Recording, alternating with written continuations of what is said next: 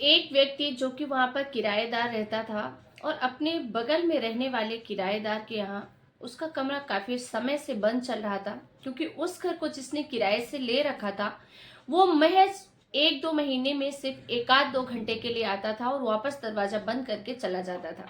पड़ोसी जो किराएदार था उसके मन में लालच आता है कि क्यों न मैं इसके घर की लाइट बंद कर दूं और इसके घर की लाइट का जो खर्च है वो पे करेगा, तो मेरी जो यूज होती है लाइट उसमें मुझे बचत मिल जाएगी, क्योंकि ना तो वो चेक करने आएगा, उसे लगेगा कि जब वो आता है तो लाइट चली जाती होगी। और जो मकान मालिक थे उस घर के, वो वहां न रहकर बल्कि वहां से 40 किलोमीटर दूर रहते थे, इसलिए उन्हें भी किसी बात का कुछ पता नहीं चलेगा। लेकिन शायद उसने ये सपने में भी नहीं सोचा होगा कि उसकी इस एक हरकत की वजह से एक ऐसा खौफनाक सच सामने आएगा, एक ऐसी लाश निकल के सामने आएगी जो कि पिछले 10 महीनों से रहस्य बनी हुई थी। दोस्तों, इस सच्ची घटना के बारे में आप जरूर जानिए और आज के समय में क्या क्या हमारे देश में हो रहा है, कैसे कैसे क्राइम हो रहे हैं, ये जानना आपके लिए भी बहुत जरूरी है। दोस्तों नमस्कार, मैं ज्योति सिंह आपके अपने चैनल क्राइम शूट में आप सभी का हार्दिक स्वागत करती हूँ। दोस्तों, ये जो सच्ची घटना आपको मैं सुनाने जा रही हूँ ये है हमारे मध्य प्रदेश के जिला देवास की। देवास जिले के अंतर्गत ही एक वृंदाधाम कॉलोनी है, वहां की ये सच्ची घटना है। 10 जनवरी 2025 को सुबह के लगभग 10 बजे के आसपास पुलिस के पास एक कॉल जाती है।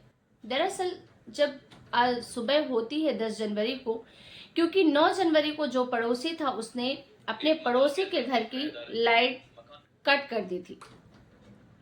10 जनवरी की सुबह जब होती है तो सबको, जो आसपास के लोग रहने वाले होते हैं, सबको एक अजीब स्मेल आने लग जाती है। जब लोग एक दूसरे से बात करते हैं कि आखिर ये बदबू आ कहाँ से रही है, और देखते देखते बदबू का पीछा करते करते वो उस बलराम के मकान तक पहुंचते हैं और बलराम को बुलाया जाता है और उसे कहते हैं कि तुम घर में कर क्या रहे हो, तुम्हारे घर से बहुत ज्यादा बदबू आ रही है। बलराम कहता नहीं, ऐसा तो कुछ भी नहीं है और हमारे घर से कोई बदबू नहीं आ रही है। और इस तरीके से बोलकर वो दरवाजा बंद करके घर चला जाता है, अपने अंदर चला जाता है। अब आसपास के जो लोग इकट्ठे हुए थे, क्योंकि बदबू तो आ ही रही थी, किसी को समझ में नहीं आ रहा था कि आखिर क्या करें। और तभी इसका सोल्यूशन निकाला जाता है कि ये व्यक्ति तो सुन नहीं रहा, किराएदार है, दूसरा इसका मकान मालिक यहाँ रहता नहीं है, इसलिए बेस्ट ऑप्शन यही है कि पुलिस को बुलाया जाए, पुलिस ही इसकी जांच पड़ताल करेगी। अब पुलिस को कॉल किया जाता है और महज कुछ ही मिनटों में पुलिस वहां पर पहुंच जाती है। अब पुलिस को बताया जाता है कि सर, यहाँ सुबह से काफी ज्यादा बदबू आ रही है इस मकान से, लेकिन इस मकान में जो रहने वाला व्यक्ति है वो बोल रहा है हमारे यहाँ से बदबू तो आ ही नहीं रही है। और इस तरीके से जब पुलिस बलराम को बुलाती है, पहले तो बलराम का घर चेक कराया जाता है, वहां उसे कुछ भी नहीं मिलता है।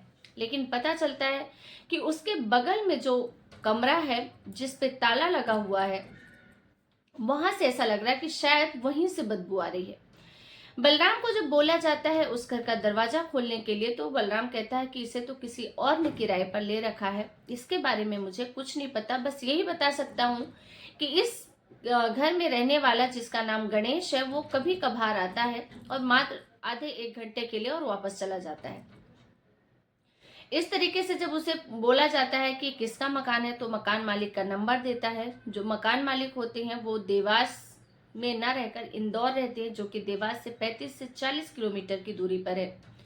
पुलिस मकान मालिक को कॉल करती है, मकान मालिक जाते हैं। जाने के बाद दरवाजा खोला जाता है। आखिर पहले तो जो मकान मालिक होते हैं पीके मिश्रा, उनसे पूछा जाता है कि आपने किसको मकान दे रखा है किराए से, तो वो बताते हैं कि गणेश नाम का व्यक्ति है। हालांकि वो यहाँ रहता नहीं है जून 2024 से, लेकिन वो हर महीने मुझे किराया देता है। मैंने उसे 1-2 बार बोला भी कि जब तुम रहते नहीं हो तो हमारा मकान खाली कर दो, जो भी तुम्हारा सामान है वो ले जाओ, मैं किसी और को किराए पर दे देता हूँ। तो कहता है साहब, किसी और को दोगे वो भी तो किराया ही देगा, और मैं आपको समय पर किराया देता हूँ, अगर मेरा कुछ सामान रखा है तो इसमें आपको क्या प्रॉब्लम है। और मैं यहाँ रहता नहीं था, मुझे भी किराए से ही मतलब था, इसलिए मैंने कुछ ध्यान नहीं दिया। इतनी बात होती है। उसके बाद उस घर का ताला तोड़ा जाता है। ताला तोड़ने के बाद वाकई जब गेट खुलता है तो काफी ज्यादा स्मेल और आती है। जब कमरे में देखा जाता है तो जो उस घर का जो एक फ्रिज रखा था वो ऊपर से पूरे कपड़े से बंधा हुआ था, और अंदेशा होता है कि शायद बदबू भी यहीं से आ रही है। उस फ्रिज का कपड़ा खोला जाता है और जब उस फ्रिज का गेट खोलते हैं तो उसमें से एक औरत की लाश लुढ़क कर नीचे गिर जाती है, जिसको पहचान पाना मुश्किल था क्योंकि उसका पूरा शरीर पूरी तरीके से ब्लैक हो चुका था। लेकिन ये समझा जा चुका था कि ये एक औरत की लाश है जिसके दोनों हाथ बांध दिए गए थे और एक जैसे अपन ठिठुर कर बैठते हैं उस तरीके से फ्रिज में बैठाकर और बाहर से फ्रिज को बंद कर दिया गया था। अब जो मकान मालिक होते हैं उनसे उस किराएदार का नंबर लिया जाता है और उनसे पूछा जाता है कि आखिर ये है कौन। तो बताते हैं कि उज्जैन के इस गांव का है। पुलिस उस नंबर को ट्रेस करती है और ट्रेस करने के बाद उसकी लोकेशन भी वहीं मिलती है और पुलिस वहां जाकर उस गणेश नाम के व्यक्ति को गिरफ्तार करती है और उससे कहती है कि तुम्हारे घर में ये लाश कैसे आई, किसकी लाश है, तुमने किसका मर्डर किया है। वो व्यक्ति कहता है कि साहब ये घर जरूर मैंने किराए से ले रखा है, लेकिन मैं कभी रहता नहीं हूं तो मुझे कैसे पता होगा कि मेरे घर में लाश किसने रखी है। वो अपने तरीके से हर कहानी बताने की कोशिश करता है, लेकिन पुलिस सख्ती पर आ जाती है और जब सख्ती पर आती है तो गणेश ना चाहते हुए भी अपना जुर्म कबूल कर लेता है।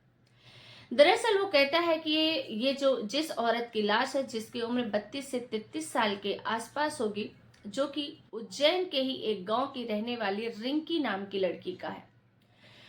दरअसल रिंकी लगभग 2016 में एक आदमी से लव मैरिज की थी अपने परिवार वालों के खिलाफ जाकर, और जिसके बाद से परिवार वालों ने रिंकी से बात करना, कांटेक्ट करना सब कुछ बंद कर दिया था। यानी उन लोगों ने रिंकी से कोई नाता ही नहीं रखा था। वो कहाँ है, किस हाल में है, उसके घर वालों को कोई लेना देना नहीं था। अब रिंकी ने जिससे शादी की थी कुछ साल तक तो वो उसके साथ थी, लेकिन फिर कुछ उन दोनों में अनबन की वजह से रिंकी उससे अलग हो जाती है। अब पति से अलग होने के बाद रिंकी के लिए मायके के दरवाजे तो पहले से ही बंद थे, इसलिए वो वहां जा नहीं पाती है। और इसी दौरान किसी काम के चलते एक दिन जो एक गणेश होता है उसकी मुलाकात रिंकी से होती है और धीरे धीरे इन दोनों में बातचीत शुरू होती है और दोनों एक दूसरे के साथ पसंद करने लग जाते हैं, दोनों एक दूसरे को प्यार करने लग जाते हैं। हालांकि जो गणेश था वो भी शादीशुदा था, उसकी एक लड़की भी थी, और वहीं दूसरी तरफ रिंकी भी शादीशुदा थी जो अपने पति से अलग होकर रह रही थी। दोनों को एक दूसरे के बारे में पता था। अब ये दोनों फैसला करते हैं साथ में रहने का, और इस तरीके से जो गणेश होता है वो ये पीके मिश्रा का पूरा मकान किराए पर ले लेता है और आराम से दोनों पति पत्नी के रूप में रहकर उस घर में रह रहे थे। जो रिंकी थी वो सिंदूर वगैरह लगाती थी, ऐसे रहती थी जैसे ये दोनों पति पत्नी हो। और जो आसपास का पूरा मोहल्ला था, जब ये निकलते थे तो सब यही जानते थे कि इसमें ये पति पत्नी रह रहे हैं। इस तरीके से कुछ वक्त बीतता रहता है, कुछ साल गुजर जाते हैं, लेकिन जैसे जैसे वक्त बीतता है जो रिंकी थी वो गणेश को कहती है कि तुम मुझसे शादी करो। हर कोई हमें पति पत्नी के रूप में ही जानता है और हम रहे भी पति पत्नी के जैसे ही रहे। हमारे बीच में हर वो रिश्ता है जो एक पति पत्नी के बीच में होता है, तो तुम मुझसे शादी करो। अब गणेश कहता है कि नहीं, मैं पहले से शादीशुदा हूँ, मेरी एक बेटी है जो कि अब बड़ी हो गई है, मैं तुमसे शादी नहीं कर सकता। लेकिन रिंकी इस बात को लेकर हर दिन गणेश से झगड़ा करने लग गई थी, क्योंकि उसे किसी भी कंडीशन में गणेश से शादी करनी थी। और जनवरी 2024 के बाद से इन दोनों के बीच में थोड़ा लड़ाई झगड़ा ज्यादा ही बढ़ गया था। जैसे तैसे दिन निकल रहे थे, तभी मार्च 2024 में एक दिन रिंकी अपने पति गणेश से झगड़ा कर ही रही थी। तभी गणेश का एक दोस्त भी आया हुआ था जो उसके घर में ही था, और झगड़े के दौरान ही कुछ बात इतनी ज्यादा बढ़ जाती है कि जो गणेश होता है, जो रिंकी दुपट्टा डाल रखी थी, उसी दुपट्टे को उसको गले में डालता है और उसको जोर से खींचता है, यानी उसका दम घोटने की कोशिश करता है।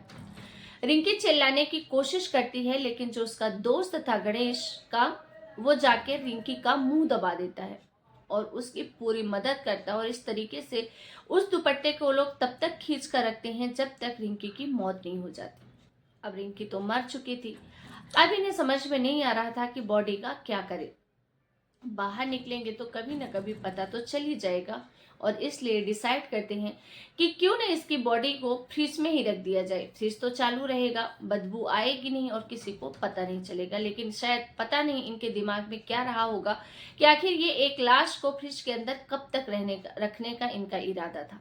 और वो इस तरीके से प्लान करके फ्रिज के सारे सेल्फ निकाल कर बाहर रख देते हैं और रिंकी के हाथ बांधकर उसको फ्रिज में फिट कर देते हैं और दरवाजा बंद कर देते हैं। उसके बाद उसको कपड़े से पूरा कवर कर देते हैं और फ्रिज ऑन करके वहां से निकल जाते हैं।